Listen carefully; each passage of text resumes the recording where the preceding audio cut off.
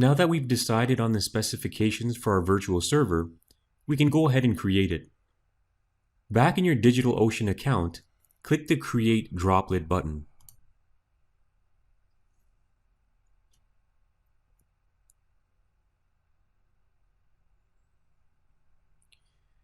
First, we'll need to select the operating system we want to use. Go ahead and select Ubuntu 16.04 64-bit, and if it's not there by default, just click on the drop-down menu, then you can select it from here.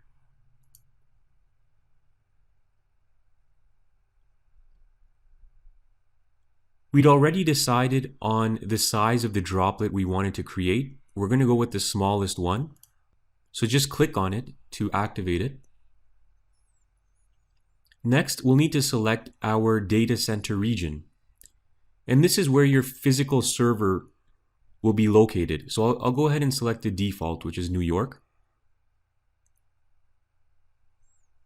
And you can leave all the other options as default. Where it says choose a host name, just type in my server. That's what we'll call our server.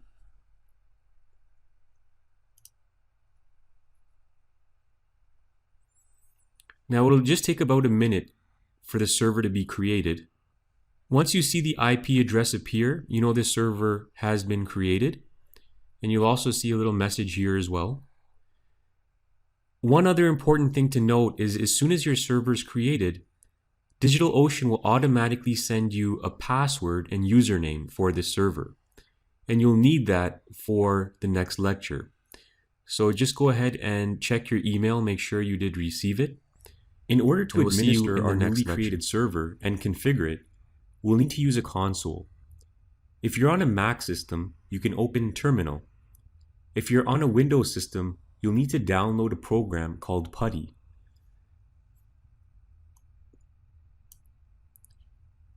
The download is free and you can download the installation file from putty.org. From their home page, just click on this button and then download either the 32-bit or 64-bit installation file. That'll depend on the system you're downloading it on. If you're on a 64-bit system, just download the 64-bit file. Once you've downloaded and installed PuTTY, go ahead and open it. With PuTTY open, we'll need to create a new site configuration. So first, I'm going to copy the IP address of this server,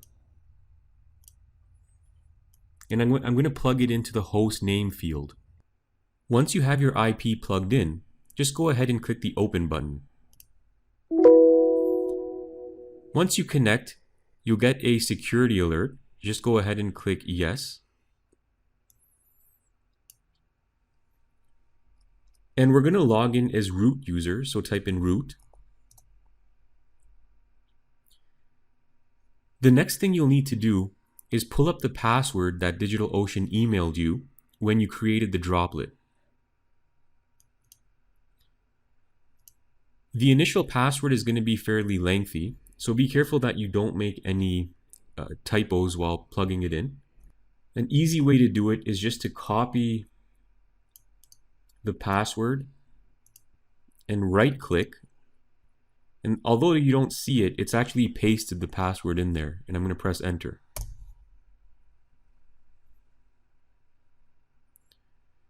As soon as you log in, it's going to ask you to change the current password.